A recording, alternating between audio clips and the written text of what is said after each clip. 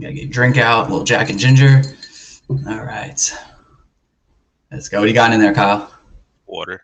Water. I like it. Yeah, just water. Healthy way to do things. All right. Let me just throw this up real quick. Our intro song before we start. Coaches. Blow the whistle. Blow the whistle.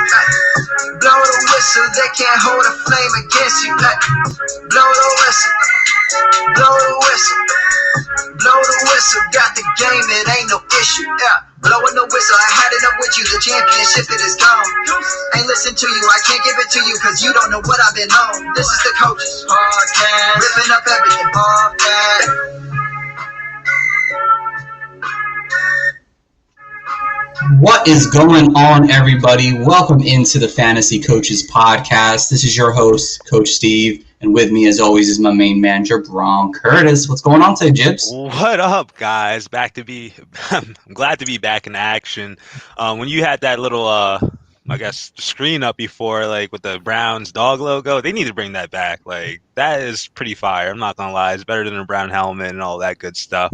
But on that subject, we're here to talk to AFC North, and I'll let Steve introduce our fabulous guests of today. Yeah. We have a really fun guest on today's show, guys. If you already can't see in the visual, if you're watching on YouTube or wherever, it's Kyle Senra. What's going on, Kyle? Hey, Steve. Hey, Jibs. Glad to be on. Here to get coached up as well as much as provide coaching as well, because it's always a learning experience everywhere. We give you an honorary coaching experience when you join on the show. So welcome in, and just let everyone know, what you kind of do in the industry and whatnot, and where they could find you out on social media. Yeah, so social media-wise, I'm at Senra Says, specifically on Twitter, as you can see on the screen. And so podcast-wise, I've really got three things going. Two for full press coverage. Got the full press fantasy pod, which will be fantasy football as the main topic. Also a Packers fan. I got the full press Packers pod as well. So look for, try to be close to as weekly as possible, if not every 2 weeks, every episode's in the off season. So a lot of fun there. Going for two as well. I do a live show on Mondays in season. It's Monday preview, maybe some injury recaps as well of the weekend. I got some good people on there. Gladys, Dan the B League Says, the Fantasy Sports Doc, Jim Ferretti. So that's always fun. And then off season, I have another program called Press Coverage with Going for Two, and I just interview people within the industry. Not so much about fantasy, but mostly about their journeys into the industry and how they're creating content. And so I had quite a blast with that, 3 episodes in, and episode 4 will be Monday on March 1st. Awesome. So if you guys aren't following or listening to him already, guys, give him a follow, give him a listen. We'd appreciate it. So, and I'm sure he would as well, too. So, all right. So quickly, let's go through the news, guys. Again, there's not too much going on in terms of actually things happening. A lot of rumors, obviously, but Terrell Williams' final release, exactly. Juju Smith-Schuster, he wants to go back with the Steelers, obviously. The Bucs want to look to extend Tom Brady. Tyler Eifert got released. They didn't accept his team option. Kenny G could get tagged. Adam Humphries did get cut. That's pretty interesting. Deshaun Watson, even though he met with the new head coach, he still wants out. He made that pretty confirmed. And, there's rumors going around. Russell Wilson wanting to possibly be traded, whatnot, whatever it may be. Fake, not fake. But it's always fun to hear some of these things during the offseason. So, again, nothing too relevant to actually until it happens. But it's cool during the offseason. So, let's head over to the Dynasty question of the pod. Like I said, we're not doing an actual whole podcast where it breaks down everything about Dynasty. So, we'll kind of break it up into a question form each podcast as we talk Dynasty. So, guys, what kind of advice can you give people who might be just starting out, maybe doing some startups for the first time this offseason here? I would say the hidden detail, or maybe not even hidden because it's right there and obvious, and it's the league rules, but maybe even more specifically the league roster settings. How many players are you starting at each position? How many teams are there? Where are the position scarcity going to be? And then you look into scoring. Okay, which positions that seem relatively similar in terms of scarcity, how does that scoring change? Or how does that, a position having a premium, how does that affect them relative to others? So those really are the ways to kind of just map it out right off the start, knowing assuming most dynasty leagues are just going quarterback, running back, wide receiver, tight end, there's usually going to be a position to fade somewhere, I find. Maybe even two. Maybe you only concentrate on two positions starting through, but whatever the league settings kind of lead towards. Maybe maybe the league settings and the way that people are drafting force you to go a certain position straight through 1, 2, 3 rounds. All of a sudden, everyone's locked in on a particular position. So as much as the strategy is important, also knowing what's going on in the draft and adapting is important. So I don't know if I have anything else for you guys to cover. I'm sure there's so many topics, but yeah, just there's so many. It's ridiculous. Jibs, what about you? He stole the answer right off my tongue. Like, if you're not looking at the scoring settings and like you're in a super flex league and it's round 4 and you still haven't gotten a quarterback, you may want to kind of rethink your draft strategy, or just going through a couple rounds and oh man, it's a PPR league. Check those league setting guys. Like, that's the main important thing. But just like in the totality sense of thing, like, I just find if you're playing in Dynasty, you're probably going to be in there in the long run. And like doing your startup, I think you should have I'm not saying 50-50 as like a proportionate balance, but like just have a proportionate amount of vets and young players just to supplement your team for the future. And like, obviously, if you have a bunch of young players, I know they're not going to be as productive as some of the vets with the playing time. So you need to have a nice little balance out there. And that's the one thing I could suggest other than the scoring settings, guys. Yeah, you guys really nailed it out of the park there. The only thing I say, I always personally I look to win in a startup. Don't just plan for the future. If you can win year one, and now that kind of pays for your league fees over the next couple of seasons. So that's one way to look at it. But I always recommend don't go too young. Some people want to get all the young rookies and second-year players, but you never know how that's going to pan out. It could end up being something that just kind of sets you back a couple years. So like Jib said, kind of mix it around a little bit, get some bets in there. Just look what you're doing. Look where maybe if you guys do the draft where the picks are in it, see where they're going. If you're doing the reverse of whatever the veteran draft is, keep that in consideration. You may get a top running back. If you're the back pick, you may not have to take one right away. Things like that. Again, everything like also Kyle said, the scoring and everything. So just keep that all in mind when you're doing it. It's a lot of fun this time of year. Always probably wait until at least after the free agency, because that's a big killer if a lot of teams switch. You'd love to wait after the draft, but people love to draft early. So at least wait until after free agency, that first weekend when everyone signs. Wait until then, at least, guys. So that's the best I can say. Have you done any startups yet?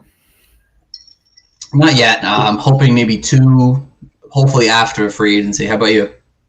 I've got one going right now. It's a contract auction style, so 6 players dominated a day. So it started the day after the Super Bowl, and we're still quite a ways to go. So it's that's interesting, that dynamic. I'm got Taysom Hill super cheap relative to other quarterbacks in a super flex. I think buying in on the uncertainty now, whether it's in startups or trades, is kind of a thing. Like Hill might be a guy.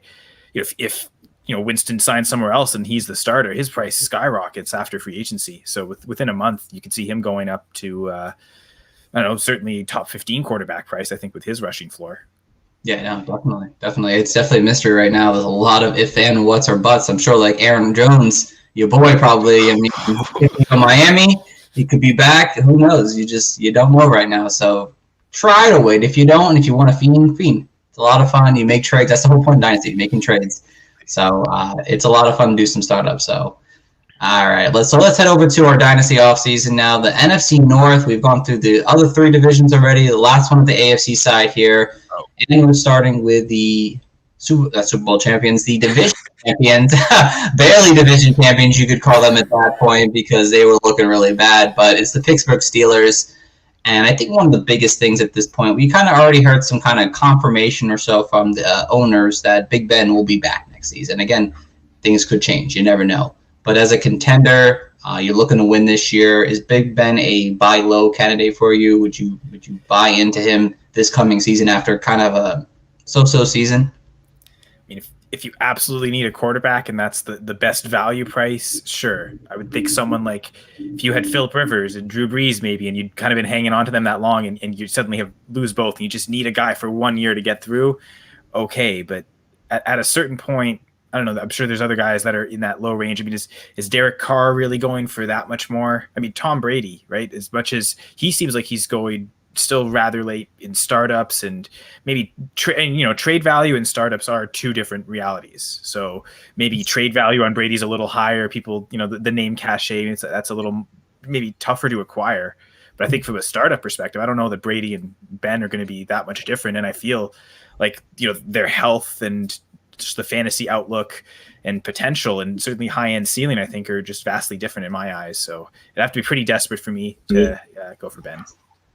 All right, Jibs. I'm not really in the camp trying to buy low on him just because of his age, 38 years old. We seen last year, like, he significantly took a step back. That offense changed in complete fashion. They're doing a lot of short target throws and whatnot. And, like, we know Big Ben for his, like, absurd performances where he throws for 300 yards, 4 touchdowns and stuff like that. We didn't even see a lick near that last year. We just talked about it before with, like, the first half of the season, the second half of the season. It was 2 complete different stories. So if I was a contender, just like Kyle said, and I lost a veteran quarterback and I need someone just to fill the void, maybe I can't, like, acquire one in the rookie draft or not a good one, I will do so. But other than that, like, you're just having a 1-year plug. You're going to pay for him, and then you're going to have to pay all over again just to acquire another quarterback next year. So I'm not really in the camp of buying low on him.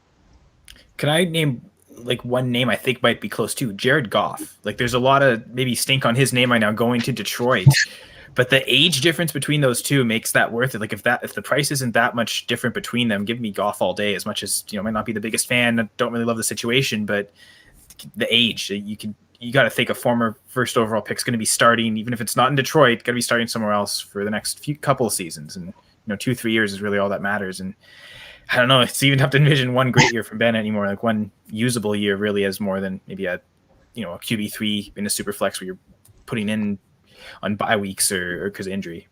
Yeah, no, definitely going with a guy, especially a younger guy, if you can, to get a buy low candidate that's somebody in the super flex leagues, makes things a little bit easier.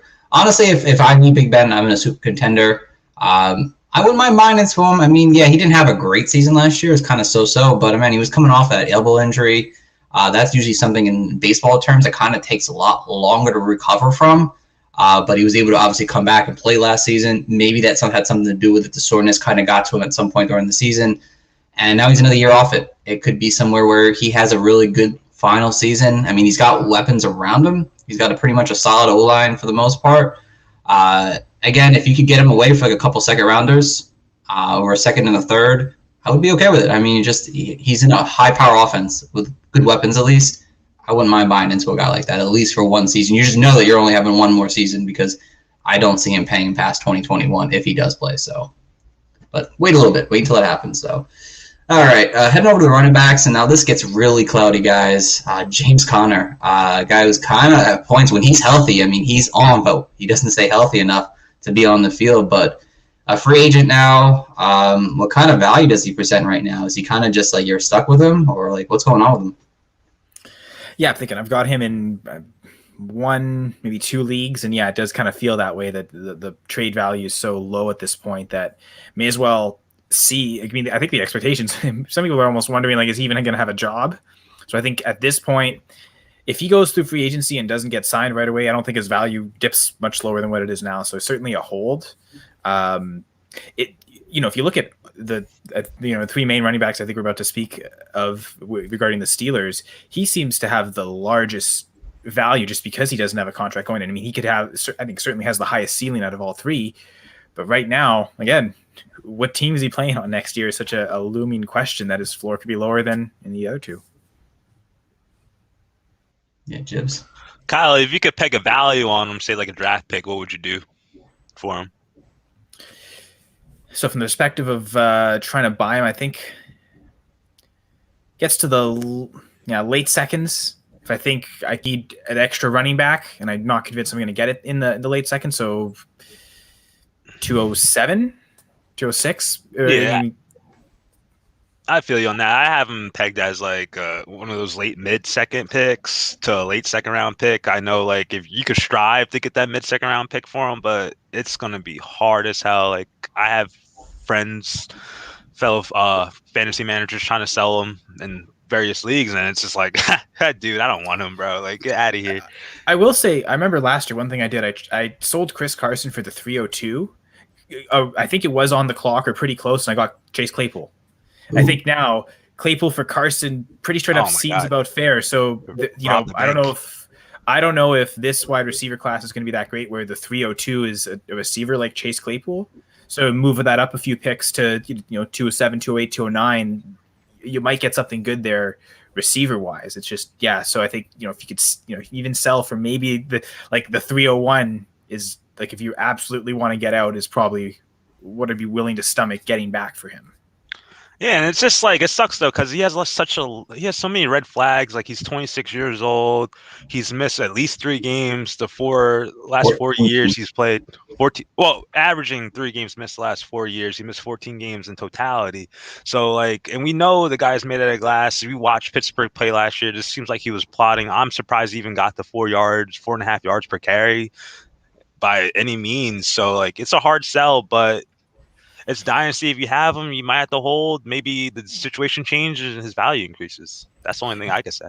They were the worst offensive line run blocking wise, according to Football Outsiders adjusted line yards. So, really bad offensive. It's probably not going to, wherever he goes, it's probably not as bad of a run blocking line as it was last year. That's the only solace with Connor here.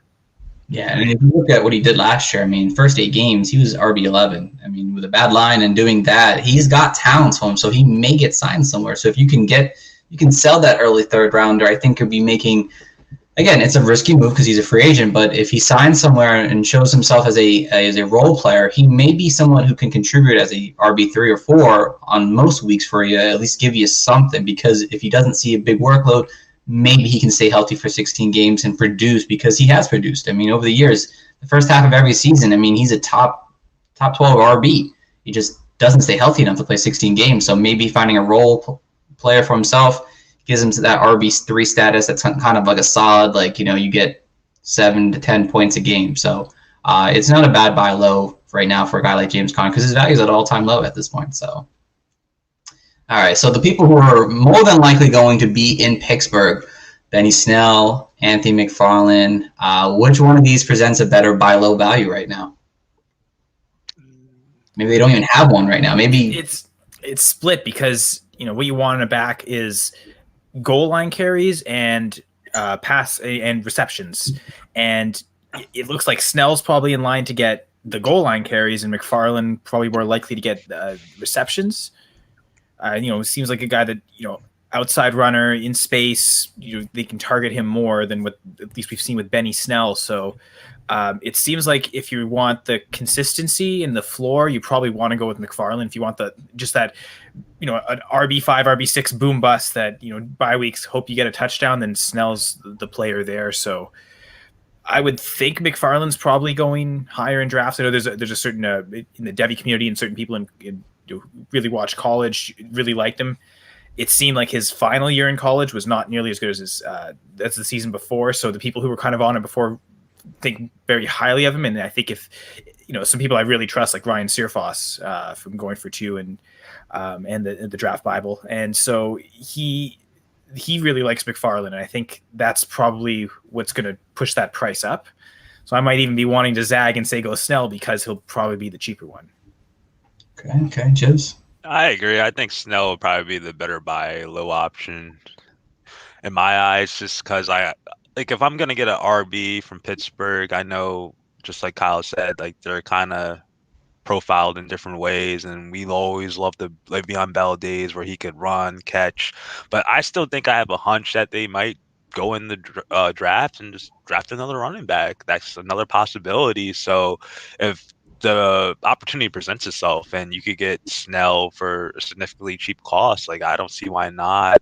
The guy showed in the games where Connor missed time, or maybe the Steelers just felt like Benny Snell was the right guy to go.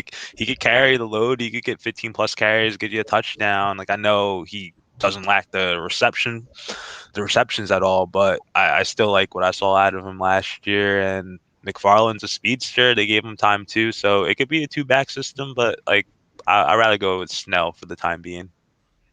Agreed with you guys. Snell is probably the more obvious choice at this point. I was never a big fan of McFarland coming in. I think he was just more of a gadget player than an actual RB running back that can see a decent workload. But in reality, I think they actually end up drafting somebody. So buying low on these guys, you're just buying low to buy low, maybe if they get the starting job. But I really do believe they're going to draft a running back like Harris or something like that in this year's draft. But I think Snell is the obvious choice if you get him for that early third rounder. McFarland probably get a late third rounder still out of him, if that. But again, they're buy low candidates if you want to see if maybe one of them actually gets the starting job. But in reality, they may not have an opportunity possibly with the draft coming up. So, all right, over to the wide receivers now, and we got a lot to talk about here. First one, where do you value Juju right now as he goes into free agency? What is he? TikTok dancer. Yeah. Tricky to know just because of where is he going to be. It seems like he's probably going higher in draft still than Johnson or Claypool. So it's similar. It's like Connor, right? Like you think we have the highest upside there. Saw it a couple years ago, used as a slot receiver. So you kind of have to hope team fit that whoever signs him plans to use him in the slot, because it seems like that's where he will be most productive. I kind of, people who downgrade, if he does, in your leagues in particular, to whoever's listening, if you see a downgrade because of the uncertainty, again, buy into the uncertainty, it's tough to, towards the end of the season, Ben Roethlisberger was pretty bad. So it's not a guarantee that he leaves and gets worse quarterback play. I think it's probably likely that he actually gets better quarterback play wherever he goes. And I know Miami is one scenario that's probably been touched on a lot. And Tua's kind of also dealing with injury, just kind of like Ben. So that's maybe a little bit of a wash here, but certainly I think he can develop alongside Tua better. And so I think, if I think he's a good buy if he's dropping in price and maybe even holding what he did last year. We've seen it. So if you have the believer who still holds his 2018 price, then that's probably too expensive for you to get. That's probably someone that's riding through the waves and Gibbs, you're probably hoping that he goes to a better quarterback and can recapture that value, right? Oh yes. For me though, I know probably 2 years ago they're like, "Oh, Juju, man, I need 2 firsts for him," and then hey, I ain't giving you 2 firsts for Juju, I'm holding. But nowadays, 2 years later, no AB, plethora of young offensive weapons surrounding him in the wide receiver position. I value him probably a late first round pick, even with free agency. He still has plenty of years left on him. He's 24 years old, and the proof is in the pudding. I saw his production, stellar production, and then 2 years later, it's just kind of mediocre production. Wide receiver, we'll say wide receiver 3, maybe on the average consistency. So it just kind of stinks because Juju was definitely thriving in that 2 role, and they kind of consolidated him to a slot low A dot receiver, which kind of hurt his production. We did see an uptick in touchdown production from last year, but still even the teams you're hearing about him getting speculated on, say the Jets on New York radio, you said the Dolphins prior, they're not great teams, so I'm not expecting him just to go there and kill it either. So I'm still gonna have to give him a late first round tag for me. He's going to be in the league for another 10 plus years. So it's not like you're getting a rock. Yeah. For me though, I want to buy into Juju. I think Juju is still a really good talent. I think people are taking last year and part of this year to hey, he can't be a wide receiver 1. Again, maybe that's not true, but remember last year he was banged up and injured. They had no Ben Roethlisberger last year. So for him trying to take that next step, not that easy. With young players coming in, Deontay Johnson was pretty young last year. And then you go into this season, they had 4 different pass catchers with 90-plus targets. That's not often you get players like that. So expect Juju. I think he still led the team in targets. But again, Deontay Johnson had 100 targets. Chase Claypool had 100 targets. Eric Ebron had 93 targets. So how can you really see that number 1 role when everyone is getting targets? So if he goes to a new team, the Jets or wherever it may be, he could see 120 plus targets possibly in a season. So if you're a contender and you don't want your first round pick, I would trade for him. He's young still. I think he can provide you some good value. And again, he's a slot wide receiver, unfortunately, but I think he can still provide you possibly high-end or wide receiver 2 numbers for another couple seasons at least. So I like buying into Juju right now. I think he's a great talent still to have. 20% target share in that total offense. So. Yeah, I mean, no one else was targeted besides the top 4 players, basically, in that Steelers offense. So, I bet like even Ebron would have been what, probably 14%. Yeah, he's 14. Claypool 19, and Deontay just under 17. Yeah, that's insane. It's insane how crazy it was. Just like those 4, and that was basically it. But the Panthers, I mean, even last year, but 2 years ago was like that quite a lot. Like everything was Samuel, DJ Moore, Greg Olsen, and McCaffrey. It's just those 4 basically, and I guess Cam running. That was all the yards. I mean, it was just like that this year, to be honest, too, with Robbie Anderson and Mike Davis. I mean, just 4 players really got anything. So definitely not Ian Thomas. So sticking with this wide receiver core, are you high or are you low on Deontay Johnson's future right now? I think I'm pretty high. I mean, he stands to probably also see, like, we're expecting with Juju to get into that 120 target range. Now the Steelers might draft a rookie wide receiver to come in and take that. They seem to be really good at that, aren't they? Yeah. But it does seem, towards the end of the year too, that he was getting the hands kind of back together. It seemed like towards the end, that wasn't as much the problem with the Steelers. The drops were there early in the season. So bad catch rate, not the greatest yards efficiency for his targets either. But a lot of that is based on the again, not so great of a catch rate. So I think that's something that can improve with him. We've seen, receivers as they grow into the NFL, those catch rates do have the tendency to go up. Not that it always will happen, but even to see him improve towards the end of the year gives me confidence. So yeah, I think at this point I wouldn't consider Johnson's price buying high on him. He's going still 7th round maybe. I'm gonna start up probably something like that. It might be a little higher. Even if it's a little higher, I'm all in on that price. I think I don't see that as a I think with wide receiver, he could easily be envisioned as a wide receiver 2 on your team, right? Yeah, I think so. I think that makes perfect sense there. Jared, what about you? I'm high, I guess. Like, he had fantastic production over the last few years, especially in 2019 where he had total bumps as quarterbacks. And then he comes back with Big Ben, and he has, like you said, 90-plus target. He had over 100-yard targets, but he had 88 catches, 900 yards. And I wish this question got dropped off the pod since he drops a lot of balls. But like Kyle said, I think that he'll fix that in the long run. And I know, just to kind of put a little sad story on it, but he's been a little banged up with injuries in game, just leaving games midway and stuff like that. But still, last year he had 10 games out of 16 with over 10 targets. You don't find that that many wide receivers with that kind of volume, and playing besides Juju, playing with Claypool, Ebron, and the running backs. Still, that's an amazing feat. And he catch more balls. He's gonna have more production. He was the 21st wide receiver in PPR last year. I think that could go up. And like you said, start up Dynasty, 7th round. Gimme. And then God only knows where he's going to go in redrafts coming up in the summer. And if he's a late round value, gimme. All right. Yes or no, sell your 1st round pick for Deontay Johnson? Back half. I'm not the person to say it because I sold Deontay Johnson last year. I would say, and okay, I was actually going to pose this after we talked about all 3, but how many wide receivers in this class would you take over any of these 3? Juju, Claypool, and Johnson? I think my answer is maybe only one. It's probably just Jamar Chase. I think I'd probably rather had any of these 3 over any other rookie wide receiver. But at the same time, if I can get running backs in the end of the 1st, I don't think I'd want to give up a chance at a good running back, like a Kenneth Gainwell.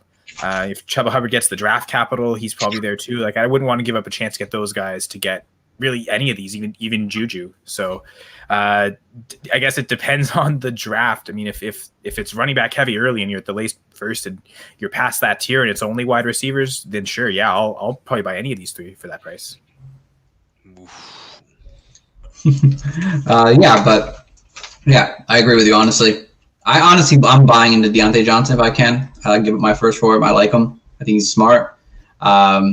He's just a fantastic route runner, honestly. That's what drives me to wanting to get him, because I think if he gets that catches under control, those drops, you have no issue, I think, and you'll be real happy with what you've actually come up with. So I like Deontay Johnson a lot this year. Kind of explained everything, so I don't want to go too much detail though. So I wish he changed his number. all right. Speaking of this class, Chase Claypool, you guys buy into him moving forward? I just I like the usage as well. That a lot of red zone work, giving him carries. Like it seemed like they very clearly wanted to get the ball in his hands as a rookie, and kind of almost prioritize it at times. So imagine what they're going to try with him in year 2. So I think another guy that between the two, I'd probably rather have Johnson. I think the better route runner, the deep ball threat as well. So you get a really good ceiling with him. But I think Claypool's another guy that's going to come in as a value, and I like that price. Jibs? Love Claypool. I'm gonna keep it like that. Okay, I like it. I love Chase Claypool. Much that upside. That's basically what I have at the end of the day. He's got great upside. I thought looking at his stats, and I kind of compare him to somewhat of a DK Metcalf type. He doesn't look like DK Metcalf in terms of his structure, but he's actually, if I'm not mistaken, I think he's where is this? Yeah, he's 6'4", 238 when DK Metcalf is 6'3", 230. I guess they're on the same size basically, but Chase Claypool is an inch taller than him. I mean, he had a better rookie year than him, and he could take that rise. If Big Ben can play somewhat decent this year, I mean, I think he could be the guy who gets on a huge rise with Juju Smith-Schuster leaving town. You get a guy like that into your dynasty team here. You trade for him. I just think it makes a ton of sense. We talked about Metcalf last year. Like everyone wanted Metcalf. He was so talented. He fits the NFL size and everything like that. Chase Claypool does the exact same thing, and he's got a good offense at the moment. And even if they bring a new quarterback in the following year, whatever, I think he's got the talent that really shows worth. And you saw him; he ran the ball a lot too. He had a lot of wide receiver screens and end arounds and everything like that. I just think he has a tremendous talent that you want to get on your team. I like all these wide receivers. I really do. All right, and last one real quick. Yes or no, James Washington, a buy low candidate? Has to be low enough because the unfortunate thing with him is he keeps getting passed over by rookies every year. 2 years ago, Deontay Johnson was already establishing himself right away off the bat, kind of as the preferred option. And I mean, that year was strange because Ben went out week 3. So you maybe almost throw that out. But even last year, Claypool almost immediately, week 3, week 4 was already getting more playing time and seemed to be a bigger focal point. So again, the fear that if they draft another receiver, is that just going to happen again? So end of the startup, last 2-3 rounds, sure. I guess a 4th round pick. Yeah, definitely a third. I'd probably, a late third, I'd probably buy for that if I felt like I really wanted to buy into that offense and I wasn't able to get a guy like Deontay Johnson or Chase Claypool. And then just, I think the Steelers, if the running game is really bad, they're going to pass a lot. I want at least the third wide receiver there. So I think that for again, late third probably would have to be like the 311, 312 though. Yeah. Jibs? Yeah, I'm definitely intrigued to buy low on him. Like you said before, if Juju leaves Steelers, like 128 targets, say you could chop that up to Deontay, you could chop some up to Claypool. But I think a good beneficiary will be James Washington. Say you give him 30 targets, so it'll be around 86, and you could probably throw 15 more catches on there or so. Just like an estimated number. He had 5 touchdowns last year, supreme speedster, and he could catch the ball with the best of them too. So I like that option. Like I know prior years we always wanted that second wide receiver on the Steelers. Hey, and now they got so many, it might as well be the third one too. Yeah, I think he's just a good low option. He's like a boomer bust wide receiver 4, 5 probably more realistically next year. If he, is that third guy on the team, he has that downfield threat to him. You saw it at times last year. So like you guys both said, a late 3rd, 4th rounder if you get him could provide you some great value. So, and last but not least, Eric Ebron, good season out of him to some extent. But is he a tight end worth kind of targeting? Is his value good enough for you wanting to grab a guy like that, go for a guy like that? I think the way I'd probably rank tight ends, especially in Dynasty, starting from tight end 13, the top end of the tight end 2s are probably all these touchdown dependent guys, and a lot of them tend to be a little bit on the older end. Jared Cook, Jimmy Graham, Eric Ebron, and Ebron did get a lot of red zone targets last year. I think he was second only to Juju on the team, I believe.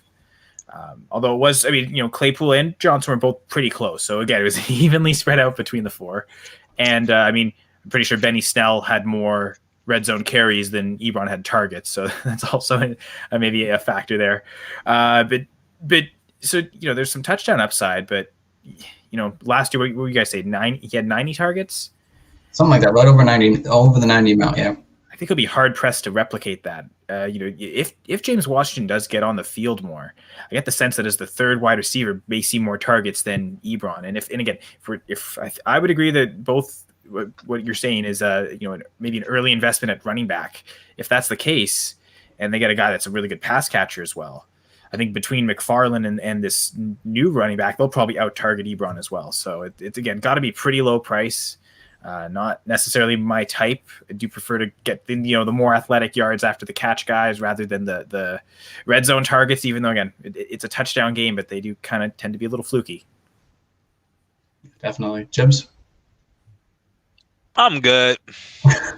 I love it. Yeah, honestly, if you're a contender and you need a tight end, I think he's a good option, especially he's at that touchdown. He's only 28, so he's not like he's old or 35 like Jared Cook. So if you're looking for a tight end that can be somewhat of maybe a touchdown or bust kind of guy, which most of them are after the top 5, basically, he's definitely has some good value to him that you could buy low on. So if people are willing to kind of give him up. So, all right, let's hurry up and get the next team here. Cleveland Browns, surprising season after them, kind of led with their quarterback, Baker Mayfield, to some extent there. But is he someone you want in like Superflex leagues? Is he someone you want on your team? Do you believe on him as a long-term value on your dynasty teams? Before I answer that, I do want to say one thing. At full press coverage 2 seasons ago, when the Colts beat Andrew Luck's last game, actually last win, I guess, the next game would have been his last one. But when they beat the Texans that year in the playoffs, the Texans were the AFC South regular season champion. But our Colts managing editor at Full Press Coverage spent the whole offseason calling the Colts Full Press Coverage Colts page the real AFC South champions because they beat them in the playoff. They're the real champs. So do we call the Cleveland Browns the real AFC North champs last year?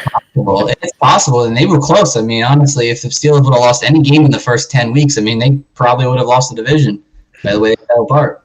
They should have lost plenty of games in those first 10, though. They should have. That's for damn sure. Lucky.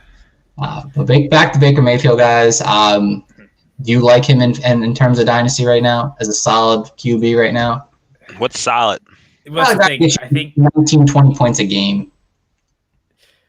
Probably, it's on that cusp, right? I mean, I think he's got the ceiling to do that every week. I think, maybe if Beckham leaves, maybe the amount of weapons isn't as inspiring. But I think, the offensive line played really well last year. I think that the structure of the offense this seems like an offense that operates well. He may not accumulate the yards, but he will have some touchdown upside. But the problem is they do have some good running backs that run a lot, and he's not necessarily. I mean, he's mobile in the sense that he can escape the pocket and throw, but he's not really accumulating that many rushing yards. So, as a QB3 in Superflex, sure, I'd have him ranked probably in the top 20. But and what I like to do, I really want 2 of the top 15 to start, and then go for my third guy in that 15 to 25 range. So he's good for that, but I don't want him as my second guy. I don't think he doesn't have the floor. Okay, Jibs. I agree with you. Baker Mayfield, yes, he plays on the Browns. They had a stellar season last year, but I'm gonna definitely contribute that to their great rushing performances to kind of take the ease off his back. Like for me, in my eyes, Baker Mayfield is probably one of the better quarterback managers you probably have in this league. The guy threw 306 completions last year. That's under 20 completions a game. Quarterback wise, I don't think I really want that. Like if I want 20 completions a game, I can go get me some Russell. I'm not saying I can get Russell Wilson, but you could take Russell Wilson as a perfect example. Like he doesn't have that many completions, but he makes up for touchdowns when he's cooking. Not the second half of this season, but Baker Mayfield's in the same kind of window. Like you look at some of his greater games in his 2020 game log. Like when he had like over 20 points, he threw and completed. He had more than 30 attempts. He completed more than 20 passes, but majority of the fact, like you're going to get those Nick Chubb, Kareem Hunt games where they're just pounding the ball, getting almost probably like 35 rushing attempts between the two. And I think that's kind of going to hamper Baker Mayfield's ascension to elite dynasty fantasy quarterback stardom. But like he's not a bad quarterback, but I don't think he has that week to week upside that's going to win you some games because there's a lot of less than 16 points in 4 point per passing touchdown leagues, and that ain't gonna get you done. You're gonna be crying at the end of the week looking at that, rather than when you're looking at like some guys who could get you like at least 19, 20. They ain't gonna kill you, in my eyes, at least. Yeah, no, I can't disagree with you guys. I mean, to be honest, I mean when Odell went down and they kind of spread the ball around, he was a little bit better. I mean, he was QB 14 during that time frame. I mean, you did expect him to be kind of that middle of the tier quarterback. He's not going to help you win a week, but he's not going to help you lose it either. He can kind of provide you with somewhat of a solid floor every single week if you just need something to keep your quarterback situation going, I think. And I think for the most part, especially in a super flex, he'll give you at least 15 to 17 points most weeks. Again, if you want something obviously better, we always all do, then yeah, you don't want Baker. But if you want a guy just kind of get you what he can get you, you should be kind of fine or have those up games, but he won't really do you worse than like 15 fantasy points most weeks. So, yes, Jibs. Who would you rather have, Derek Carr or Baker Mayfield? Profile's the same, a lot of rushing work for the running backs. Yeah. But I think Derek Carr had a better year than Baker Mayfield. Yeah, absolutely. Yeah, overall, I mean, yeah, definitely. I'd rather have Derek Carr all day. So consistent. Yeah. Absolutely. He's more consistent. And I mean, like, okay, so if you had Baker Mayfield and you went to the Derek Carr manager and said swap, I mean, could you expect a pick coming back on that side too? I mean, what's the value is probably pretty close, so it's probably nothing more than a third or fourth either way. I'm wondering. Probably. I think Stafford. They use with age, right? Would you go with an older guy like Stafford or Cousins?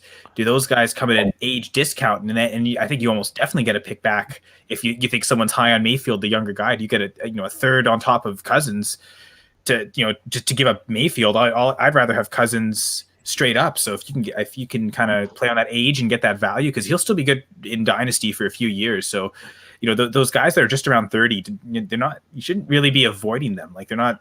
It's not that scary. Like it's not like Rivers, Breeze, and Ben the last couple of years. There's still a 5-year difference in age there. So yeah, I think that's the kind of the play there to sell Mayfield, sell him for older guy, because you're not really going to get Mayfield for like a Murray or other younger guys like that. You're gonna have to pay so much. So go for the older guys and get some draft capital back. Okay. I'd want Baker over Matthew Stafford just because of his injury concerns overall. That's me personally. I like Baker. I don't mind him as one of my quarterbacks, but I completely get your guys' point of not wanting a guy like that on your team because he just doesn't provide you with that high upside every single week that other quarterbacks could provide you. So I get it. So yeah, if I'm looking to do a commercial, he's the first one I'm hollering at, though. Definitely. I'm sure. The way your body is, Jibs, you're almost on. Your head's almost on Mayfield's body where it is right now on the picture. So yeah, I think you're in commercial mode. Like you're ready for it. Baker Mayfield here. I think you're a better looking version though. I think you're better looking than Baker Mayfield. So you've got that going. Thank you. I'm gonna have to screenshot this edge. You screenshot it. We'll keep going here. All right, running backs now, guys. Which running back would you rather have moving forward in Dynasty? Nick Chubb or Kareem Hunt? Even with the difference in draft price, I think I'm going Chubb. The way he kind of regained dominance of that backfield at the end of the season, I think he's worth that end of the first round pick. Tough. I love Devontae Adams, Packers fan too, but consistency in fantasy, I don't think I'd take Adams over Chubb. I think Chubb's probably in that range where I'd still want to go. Considering conventional scoring, nothing where running backs are too nerfed. Although the leagues I have seen running backs nerfed in, it's usually like a low PPR. He'd actually be the perfect target for that because him and Derrick Henry are he moves up to maybe like a mid first round pick in that case. So it really, I don't see Chubb getting out of the first round. So I like that. I think he'll probably pay off value, even considering like a 3, 4, maybe 5 round difference between him and Hunt. I still think Hunt got a little too touchdown dependent at the end, not really producing many yards. Well, no, definitely Jibs. I am going with Chubb, and I kind of flip-flop between the beginning of last season and this season, the end of the season, and Nick Chubb, man, like the guy missed 4 games this year, still finished as a top 12 running back. Like, what? And like we saw, he come back, and it wasn't like they eased him up into the load. Like, nope, here, Chubb, you're getting your 17 plus carries a game. I know sometimes he doesn't catch as many balls with Hunt being there. I know he can catch the ball. I've seen him catch the ball. I've seen his elite speed and breakout and all that good stuff. So there's something to be had there too. But still, like at the end of the day, the Browns offense runs through the running backs. No pun intended. And Nick Chubb's going to be that first guy who's going to get the crack at the whip. And it's unfortunate. I know sometimes Nick Chubb carries the whole team up the field, and then Hunt comes in for a play and then cashes in. Oh, well, I'm still going with Chubb. Chubb's going to be that guy. We saw how much his return impacted Kareem Hunt during that second half of the stretch. And if it's Dynasty, you got to go with Chubb. He's a rock star. Yeah, you know my love for Nick Chubb. Yeah. Early in redrafts. I mean, even in Dynasty. I mean, yeah, he literally laughed at me because I picked Eckler. I love Nick Chubb. I mean, I think he's honestly one of the best like pure runners in this entire league right now, and it's unfortunate he has to deal with Kareem Hunt right now. I mean, the only thing we have to think about is that Kareem Hunt has an extra year in Cleveland over Nick Chubb. But to me, I think if Nick Chubb does leave Cleveland, I think he finds a job somewhere else and be that primary back for whoever it may be. So if you had to choose between the two, I think Nick Chubb is just an automatic, just a better runner, more consistent option. And like Kyle said, I think Hunt got a little touchdown dependent all season long, honestly. It wasn't even just the end of the year. All season long, it was just like he wasn't running great. And I think, if I'm not mistaken, I think I wrote this one stat down here. About like 45% of all of Hunt's yards this year was in the fourth quarter. So they used them at the end of games where they were winning, which they were winning a lot this year, surprisingly, and just pounding him at the end there. Why not? He was killing at the end. Just, hey, defense wore out. You're a fresh running back. He's not a bad running back, but I just rather have Nick Chubb. I think he's just the better overall running back to have in this class right now. And he's almost 6 months or 8 months younger than Hunt. So, all right, over the wide receivers now. Can Odell Beckham still possess wide receiver one value, or it's over? Can he? I mean, potentially need a bounce back, but right now, no. I mean, a couple factors working against him, obviously the injury, but in the last couple of years since he's been with the Browns and has kind of his efficiency has really gone down, which is weird because I figured leaving Eli Manning, that'd be a good thing. So maybe we're talking about Juju leaving Ben as this amazing thing. Maybe it's, I don't know. Odell Beckham's a case study to maybe not so much, but it's also so many young receivers have come in the NFL to get into that wide receiver one range. So I don't know, even with a great season, I think he'd be hard pressed to recapture it. I agree as well. Like he's not a bum by any source. We know what Odell Beckham was when he was with the New York Giants, tormenting my Eagles for many years. And for me, it just all comes down to like the Browns' offensive philosophy. Like I know they have plenty of weapons, they have the running backs, but when he was with the Browns, like I just find it hard pressed that he's going to get those. Like I know he had 130 targets in 2019, but I don't think he's going to have that like 130 target share or 130 target production with the Browns, being that they have Landry, they have Rashard Higgins, Peoples-Jones, and plenty of tight ends to throw around too. So I think it's going to be hard for him to get that value. And then the one thing that kind of hurts him being on Cleveland is the fact that when he was with the Giants, this guy was scoring pretty much double-digit touchdowns each year. And then he had the gruesome injury in 2017, and then he hasn't eclipsed 6 touchdowns since. He had 4 in 2019, and he had 3 last year with injury. So if he doesn't have that touchdowns, I think it's going to be hard for Odell Beckham to get that wide receiver one value. Yeah, I couldn't agree more with you. I can't see it anymore, guys. It's just that his time has come and it's gone past, unfortunately. And the offense he's in, it doesn't provide a guy who's going to have a top-tier wide receiver one season. If you saw once Odell left, the ball got spread around a ton, and they just weren't passing the ball. They didn't have to. They could run over any team. That line was so good, and it's going to be good going in the next year with 2 strong backs.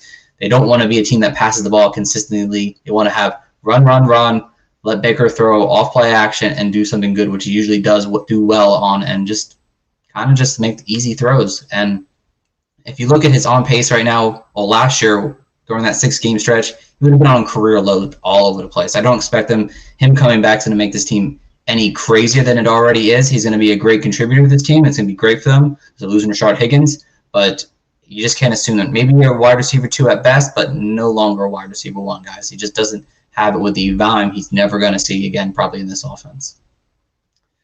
And speaking of wide receiver, his teammate, Jarvis Landry. But is Jarvis Landry the one you'd rather have in Cleveland right now over Odell? I think based on draft price, this is one. It's the reverse of, okay, yeah, the difference between Chubb and Hunt. Maybe you'd prefer Hunt's draft price, but I think we're all sold on Chubb being a first-round pick, that it's worth it. But I think we all expect Beckham's still probably going to be drafted ahead of Landry. And if that's the case, I mean, Landry's just undervalued on his own anyway, regardless of you other receivers on his team. You know, you can always get him for wide receiver 3, sometimes even as a wide receiver 4 price. And he's going to produce top 30 numbers more often than not. So, you know, he's always a guy to really just buy in every year, and so many people doubt it. So he's always going so cheap. So, yeah. And why is this year any different? All right, Jibs. You're not talking unless you are. I'm torn on this one. I think I would rather have Landry just being in the offense for so long, and basically his end of the year stretch where he was just outpouring double-digit PPR fantasy points in the last one, two, three, four, five, the last 6 games, 5 of the last 6 games. But then again, like, it just kind of hurts though, because what happens when Beckham comes back? Is he going to have those same 9+ targets? No, he's probably going to be back down to his relative 6 targets per game and 50 yards or so, 40 yards. So I kind of want out on both Cleveland wide receivers, but I would rather have Landry at the end of the day. All right, yeah. I probably want to have Landry too.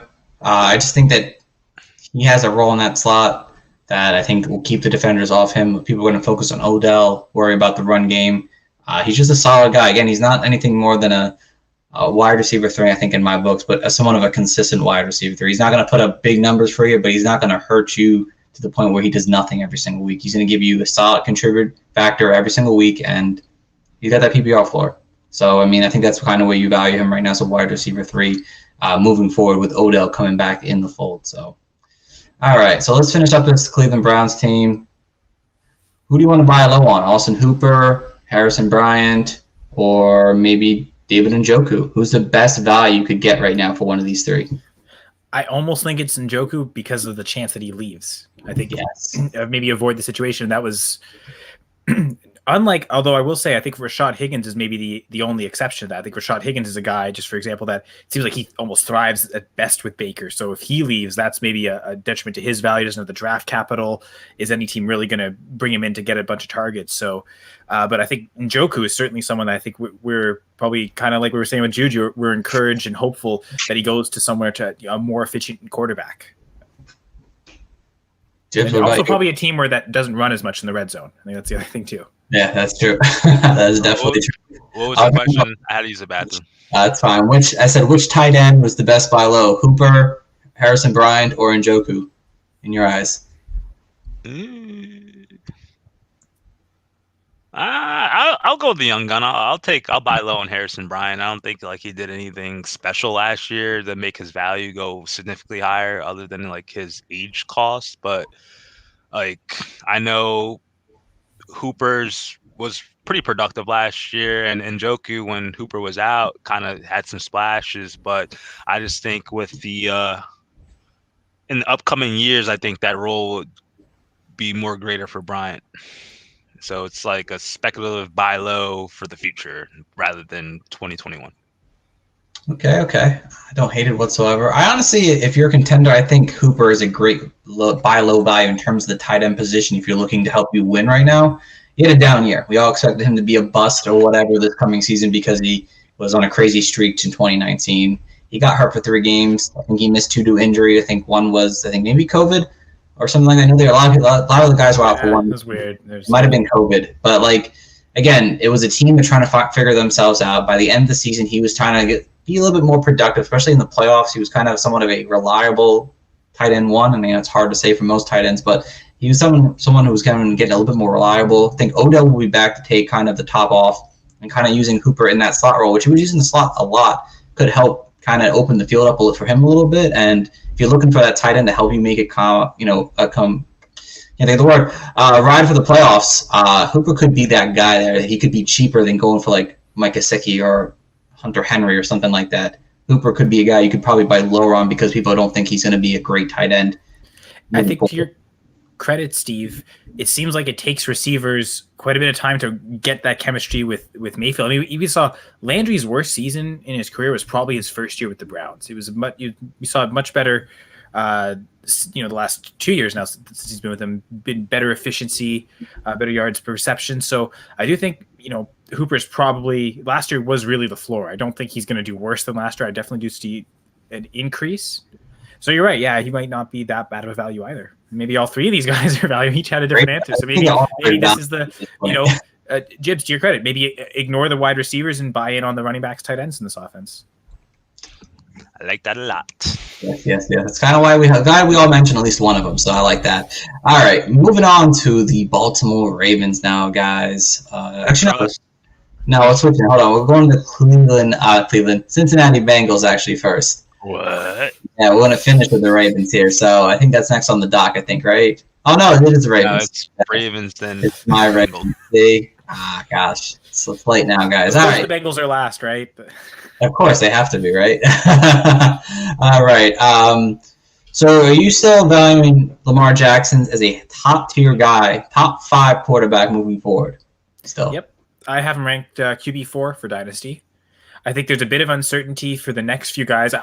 Personally, I think it's all one massive tier. I think it's further than 5. I think it's probably about 6 or 7 deep. I'll take anyone in that tier. I'll probably take whoever's cheapest. I'll trade through.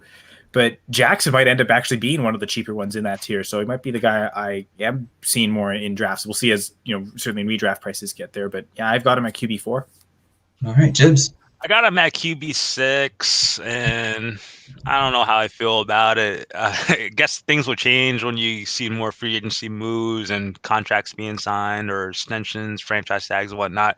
But I feel like 6 is solid for him. I think I just have Dak Prescott above him. I think those are my two things I could swivel on a dime.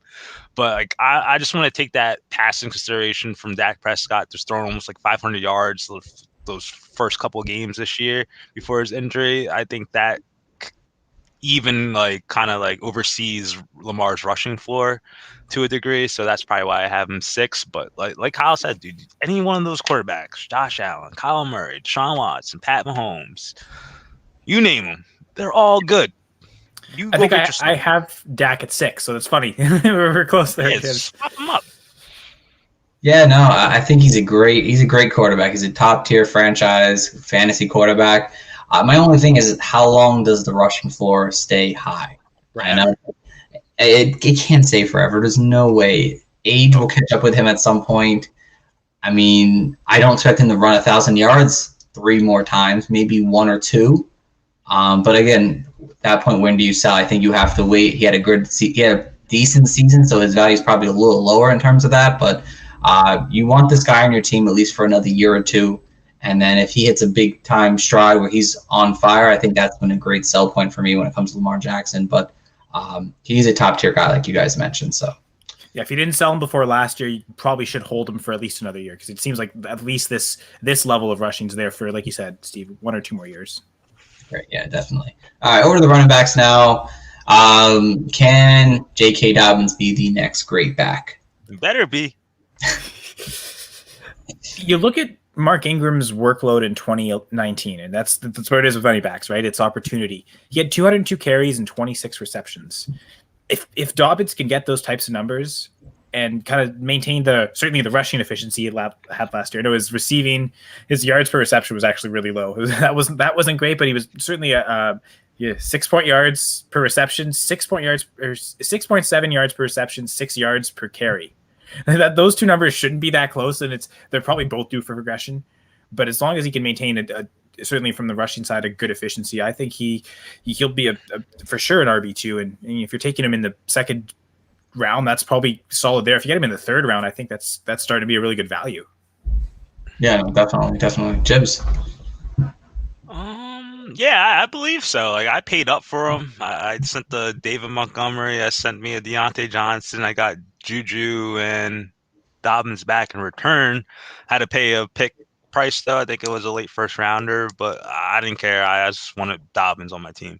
But I just saw what he did. I know he had that amazing first game of the season, and he was in a rotation for most of the year with Gus Edwards and Mark Ingram, as Mark Ingram kind of tailed off and they put him in a reserve kind of role. But we saw what J.K. Dobbins did. I'll say like the last 5 games, he scored a touchdown in each game. Like he had over, I think, basically between like 10 to 13 carries a game. But the guy still finished as the 17th PPR. I mean, 17th running back in standard, 23rd in PPR, without pretty much a lack. Like he had like 1-2 catches a game maybe, but like I think that could improve. I think with Mark Ingram being out of the picture for the first half of, being out the pitcher, I think that can increase some of his threshold too. So I don't see him not cracking the top 12 based off the Ravens' rushing ability, their system, Lamar Jackson kind of easing up the rushing lanes for him. And I know Gus Edwards still going to be there. Sorry, Steve, I'm going to tell into your second question, but it don't matter. If it's a 2-back system, I just think that they're going to rely on J.K. Dobbins even more.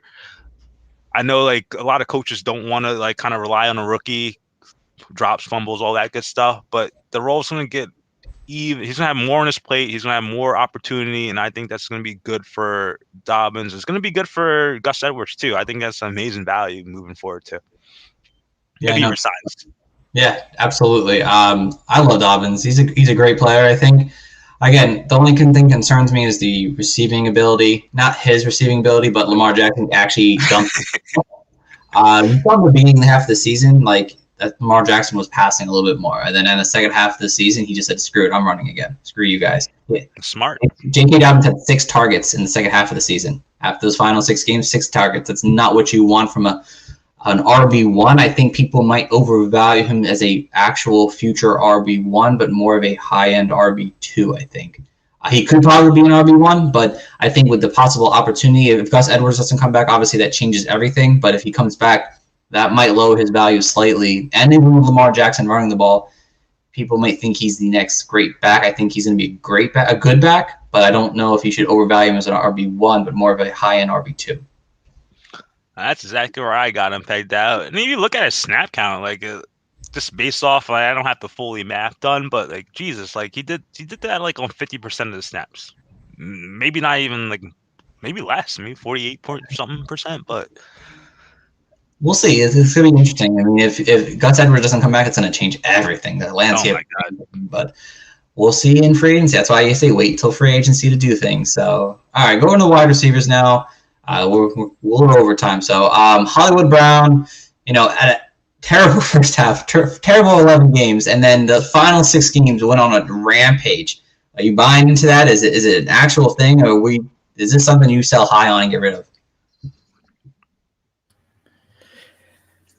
You give up a second? Is that what you're saying? Like, would you like? He's out. Like he's gone. He's gone. He's gone. Okay. I don't want nothing to do with him. If I could get a first for him, I'll take a first. But like I know, like some fantasy managers, I'm like a late first, maybe like 11, 12. I don't know if anyone's given that. No, that's what I'm saying. Last year you probably would have got that, but not this year. So like I could see why like maybe some people are kind of like, oh, I might have to hold on to him. But I'll take a second and a third for him. Cool. Oh yeah, you can get any second for him. I think sell for sure. Yeah, I've been shopping around to try to get it first, can't get it, but like I'll take a second, maybe a future pick or so, but I just can't, like he's too volatile for me. He was like startups. He was last year going probably that 6, 7 range. Like we were talking about with Deontay Johnson. Like if you can get Deontay Johnson and Marquise Brown the same range in startups, that it's probably not happening. Maybe his value is dropping a little more, but even if he goes down to the 9th, 10th round, I kind of like if I don't go early tight end, that's usually the range there to go in or maybe the RB2s start to creep in there as well. So I don't know. It's just tough to envision the trade value to wanting to buy him or also the startup price to want to get him. Exactly. And you have to assume this offseason that all this talk about them bringing in a new wide receiver via free agent or via draft, whatever it may be here, that's isn't a low as overall targets that he's going to get every single game. I mean, this was a team that was dead last in passing back-to-back seasons, and they threw the ball 27 times on average a game. That's not good. And you just can't assume that he's going to see this production where he gets a touchdown every single game. If you can get a second rounder for him, I think this is the time to just get him off your team and just move on and let someone else deal with the headaches you're going to get from a guy like Hollywood Brown. Yeah, all right. 60% catch rate too on completions. Oh, what'd you say? Like I'm saying, like he had 100 targets, 58 catches. Like that's less than 50%. Like you can't really like thrive on that. Is that less than 50%? 50, 100. That's 50%. Oh, more than 50%. 58%. Less than 60. Less than 60. Sorry. Yeah. We'll talk about that. That's 58%. I'm sorry, I'm an idiot. Pat on that when we get to the Browns. When we get to the Bengals. Well, to be fair, like 60s that passing grade, like a 58% catch rate, that's not good. That's not. It's bad. It was bad all around. We all know that. So, all right, real quick, Mark Andrews, is he still ranked among the top, or is he more of like outside that he's not an elite It's type? funny. Top I've two. got him. I have him at 4, just like I have Jackson at 4. I think. I have 4 as well, Kyle. I think I do I too. think Hawkinson's maybe the only guy that can creep in, and I think it's the same argument for both. Not the great, with Goff there now, not great quarterback efficiency, but we expect that they're the top targets on those team, and they're going to get the volume. Maybe a bit more with Hawkinson just because that defense probably isn't as good as the Ravens. But yeah, I think 4 or 5. I can't see him lower than 5. Yeah, agreed. I think I actually have him at 5. So, Jibs, any comment? I have him at 4, and the only person, like, I agree with Kyle. The only person I probably could just peg up there would be TJ Hawkinson. But other than that, like, tight end is such a freaking dumpster fire. Like, if he's going to get the consistent targets, that's who you chase. So yeah, definitely still a buy, I think. And if people, you buy low now, if people do see him, if that price drops to like tight end 6, 7, I think it's gobble that up all day. Like normally I kind of avoid those like 6th, 7th round tight ends. I find it's kind of a wasteland. You got to get those first guys early or just wait. Andrews was super late 2 years ago. Last year went up to early, maybe kind of disappointed, and maybe will fall. And he might be that exception, like for that first time in a while, that like mid-range tight end that actually pays off. If that's the case, then I'm all in on that value. Yeah, definitely. I'm honestly, I pegged him as a guy who had a down year this year, overall. But you look at his first 11 games, it was just, I think at that point, it was just like, what is Mark Andrews doing right now? It was so frustrating. He had only 4 games over 10 fantasy points, but he was tight end 3 in that time still. so garbage. Yeah.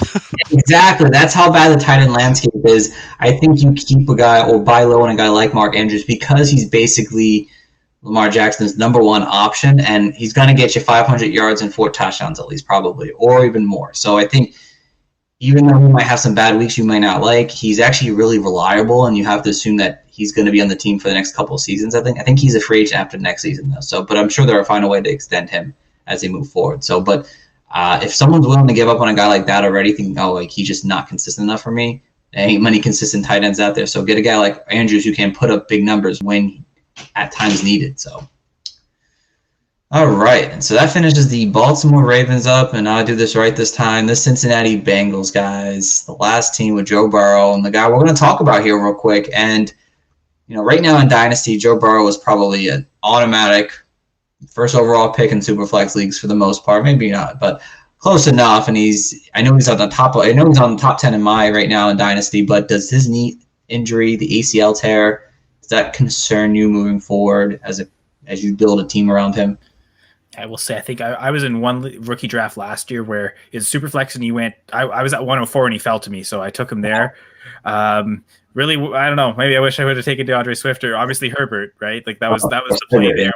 I think I traded up to get the 104. The play was to never trade up, just stick where I was and take Herbert. So that was the mistake there. And I think now Herbert's obviously way more expensive than Burrow, and it's maybe a buy opportunity. I think certainly long-term value, I'm not so concerned. If you want him as your QB1, maybe that's a little concerning this year because we're not entirely certain he's going to start week 1. I know some people maybe speculated almost initially he's going to miss the entire season. I think that's been, from all accounts, like that's not in question at all. He will play this year. Is he gonna play week 1 or not is the question. So if you can take your second quarterback close enough there in a startup, I'm fine with him as my QB1. If I'm kind of like, if I'm close to a turn and I know that, okay, there's a list, I know I'm going to get one of these guys in this next tier with this next pick. I think I'm fine pairing him that way. If there's an injury concern, if someone wants to sell off that QB1 price, wants to kind of pivot down, maybe trade up, I don't know, maybe that's the guy, Mayfield, right? Like what would you give up on top of Mayfield? He'll stick in the division to get Burrow. I'd probably give up in a super flex league. Certainly Mayfield in a third. If it's a late second, I think I'd do that too. Even knowing the risk of the potential of the week 1 starter, I just like that his potential is a high volume quarterback throughout his career. And it's a good play if you got that, but it might be hard to sell Burrow that low. I feel like that's a real, like, you're just losing value on a guy you drafted probably top 5 overall in your rookie draft. So, but I like where your head's at. If you could buy low on a guy like that, I like it. So, Jibs, what are your thoughts? We building over here, baby. Yeah, I love me some Joe Burrow. So he only played 10 games last year. Basically, run down of the stats: 2,688 yards, 13 touchdowns, 5 interceptions. If you want to extrapolate that to 16 games, he would have had over 4,300 yards. I'm not going to give you the touchdowns and all that, but like his touchdown to interception ratio was 2.6. So like the guy wasn't making as many mistakes. I know the Bengals are bad, and there's opportunity for Joe Burrow to have a lot of passing in these games. We saw, I think, a couple games where he had over 40 a couple of times, and he had that 61 attempt game in week 2. So like there's fantasy points to be had there in my estimation. Yes, the injury is a concern, and like I own Joe Burrow in my super flex league, and like I'm not expecting him to be there week 1, so I have to do some work and some due diligence trying to find a quarterback to kind of like supplement him. But I just think Joe Burrow is going to be the real deal, and there's plenty of years, like Kyle said, like he's 24 years old, second year in his league. Like, sure, he may go off to a slow start, and it's going to be a perfect opportunity if he doesn't get off on the right leg. Hey, man, you maybe could buy lower. I'm going to say buy low. You buy lower on Joe Burrow than what you paid in rookie drafts or startup dynasty drafts and all that good stuff. So I do. I'm a fan of Joe Burrow. I like him a lot. We're building over here. Yeah. Again, I have a little concern with the knee injury, but he should be fine, honestly. He's got weapons around him. He's got a young core around him that I really do like. As long as they improve that offensive line as you move forward, that's something that's key. You got to protect Joe Burrow now. I mean, he may come off a little, flustered, a little scared off first, possibly this year. Just assume that he's not going to be top tier, and that might be the time for him to buy low on him because people are like, well, he's not coming back. Well, I think he's a really talented quarterback and a very smart quarterback that can actually be a long-term asset in NFL and in fantasy for you. So just keep that in mind. Just find the opportunity to buy low on him when you can. So, all right, real quick, buy or sell Joe Mixon. Oh man, that's been a tough question to answer for years now. He's not someone I typically have a lot of in fantasy, actually. So it's really tough to look for personal experience. I think I had one share of him last year, and it was a redraft league. So right now, 0 again as a in terms of dynasty. So I'm probably on the sell train just because he's probably still going in the second round. Like I'll take any of the rookies from last year, the top 5 anyway. Maybe like even Antonio Gibson, I'd probably take over him. Oh yeah, just for that age. As much as he's signed there with the Bengals, but he's also signed with the Bengals long term. That's not the other guy's upside in terms of that offense line. Again, we hope that they improve it, and we anticipate they'll make moves to improve it. But just because they brought in some rookies last year, and that doesn't magically change it. It takes time. So I don't know. I think if he's still maintaining that price, I think I'd sell Mixon at this point. If after so many down years and he's still holding, how many years can you afford of that and still go? So I'd sell him to really get any of those, let's say, top 6 rookie running backs from last year. My opinion's completely jaded on Joe Mixon. Like I said, I only had one share of him last year. It was redraft. I got him in round 3, pick 27. Thought it was a steal. You scrub fantasy guys, and then guess what? Oh, he wasn't playing after week 6. So I'm not about Joe Mixon. I'm about Joe Burrow. But I feel like Joe Mixon is just at this point, it's just like a volume back. Like he could get you 20 carries a game. If he gets a touchdown, good. If he doesn't get you a touchdown, oh man.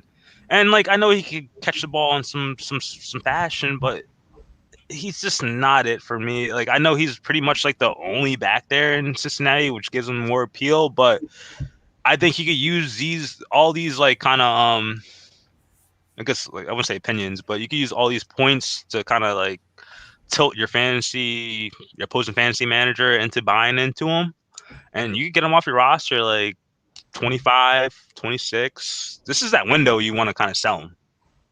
So maybe hold them till you does something good and then flip them. That's it.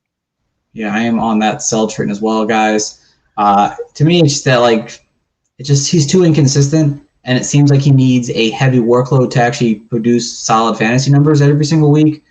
And the receiving value isn't always there. I know he had a couple good games right before he got hurt, so that was a nice improvement. But with Gio Bernard still on the team, this team being probably behind a lot of games, I just can't see Joe Mixon really seeing that RB1 status that everyone still wants in him. So if you can sell high on him, I'm all about it. So, all right, over to the wide receivers now, guys. Who would you rather have right now, T. Higgins or Tyler Boyd?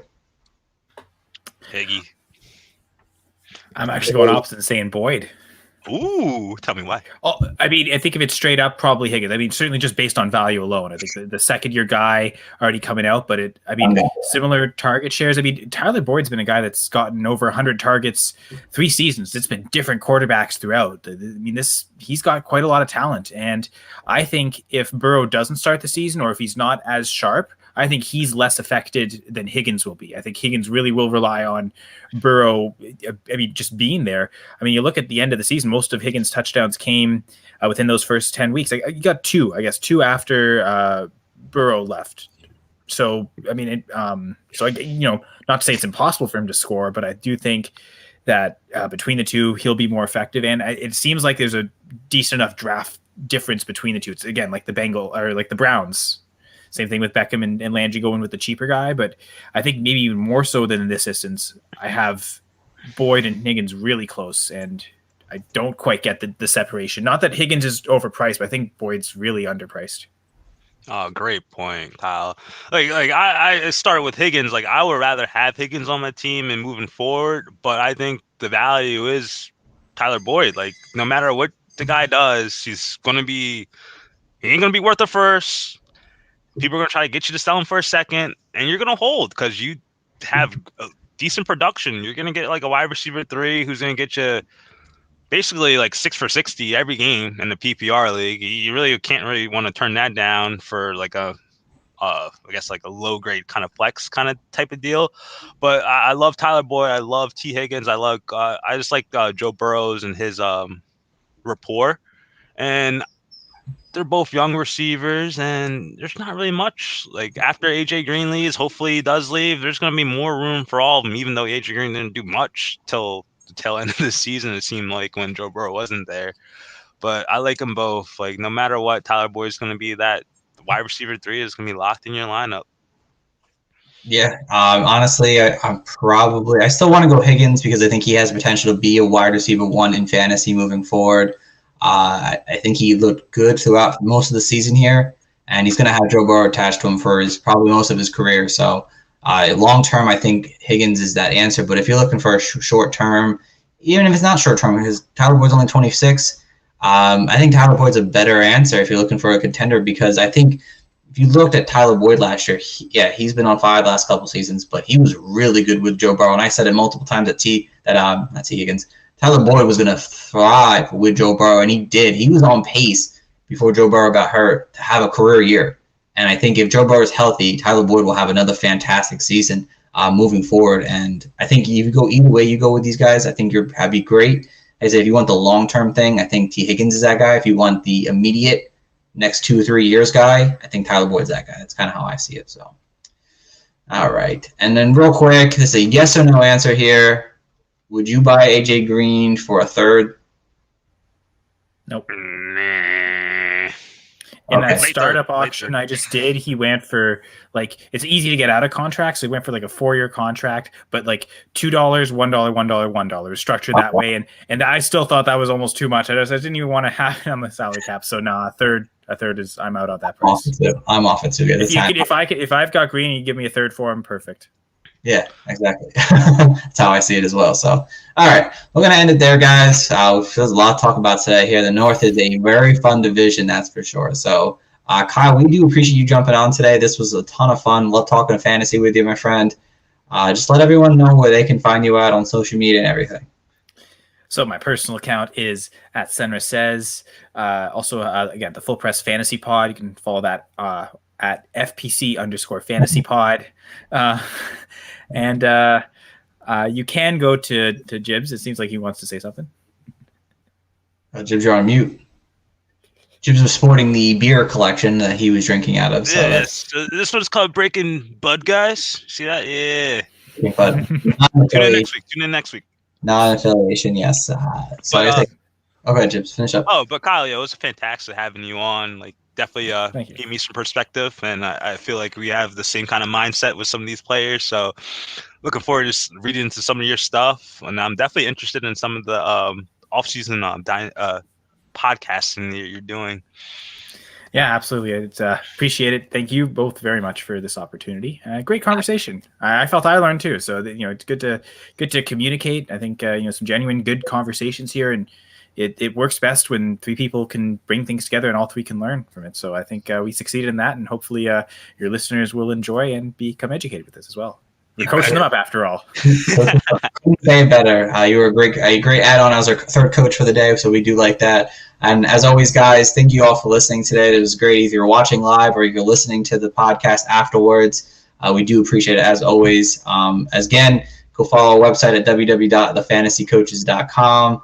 You can follow me at Coach Stephen P. You can follow the podcast at Coaches Fantasy and Jibs. I take Concho on Twitter. Yeah, so give us a follow, guys. Give everyone a follow here. We thank you guys for listening. Tune in until next time. Take care and have a good one.